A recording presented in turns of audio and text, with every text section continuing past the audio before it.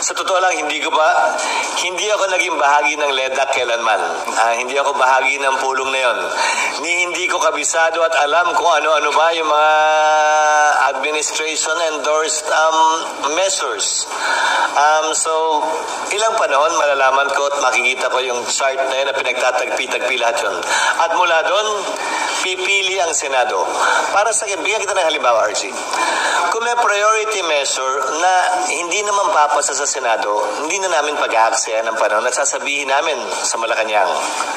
Sayang na naman ang igugugol na oras din eh. O kung may panukala sila na tatanggapin niyo ilang pagbabagong gusto ng Senado, tatanggapin din ng Kamara yun, posibleng mabuo, yun ang isusulong namin. Ganun ang mangyayari. 14 na taon na ako nasa Kongreso. Alam at kabisado ko na halos kung paano magpasa at hindi magpasa at kung anong mahihirapang ipasa at madaling ipasa.